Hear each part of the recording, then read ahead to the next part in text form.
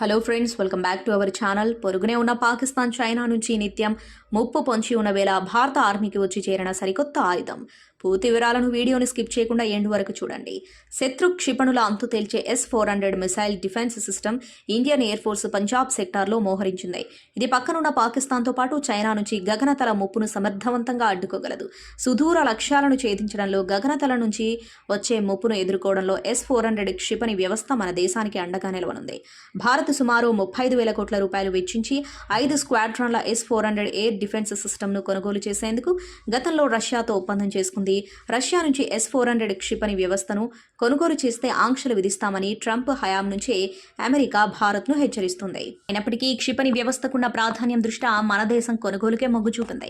ఇప్పటికే ఈ missile defence system వినియోగంపై రష్యాలో భారత ఎయిర్ ఫోర్స్ అధికారులకు శిక్షణ పూర్తయింది. శత్రు దేశాల క్షిపణులు, డ్రోన్లు, విమానాలు 400 కిలోమీటర్ల దూరంలో ఉన్నప్పటికీ S-400 మిసైల్ డిఫెన్స్ సిస్టమ్ వాటిని గుర్తించి నాశనం చేయగలదు. ఏకకాలంలో 36 లక్ష్యాలపై దాడులు చేయగల సామర్థ్యం దీని సొంతం. ఈ మిసైల్ డిఫెన్స్ సిస్టమ్ సాయంతో పాకిస్తాన్లోని అన్ని వైమానిక స్థావరాలు, టిబెట్లోని చైనా స్థావరాలపై భారత్ దాడులు చేయగలుగుతోంది. ఈ క్షిపణి వ్యవస్థను వాహనాలపై ఇతర ప్రాంతాలకు తరలించే వీలుంది. ఇది ఫ్రెండ్స్ ఇవాల్టి వీడియో. ఈ మిసైల్ పై మీ అభిప్రాయాన్ని కామెంట్ బాక్స్లో కామెంట్ చేయండి. అలాగే ఈ సమాచారం మీకు ఉపయోగపడినట్లయితే వీడియోని లైక్ చేసి మీ ఫ్రెండ్స్ అండ్ ఫ్యామిలీకి షేర్ చేయండి. ఇలాంటి మరిన్ని లేటెస్ట్ అప్డేట్స్ కోసం ఛానల్ని సబ్స్క్రైబ్ చేసుకొని పక్కన ఉన్న బెల్ ఐకాన్ని క్లిక్ చేయండి. ఇలా చేయడం ద్వారా మేము పెట్టే కొత్త వీడియోలను మీరు నోటిఫికేషన్ రూపంలో చూడవచ్చు. Thank you.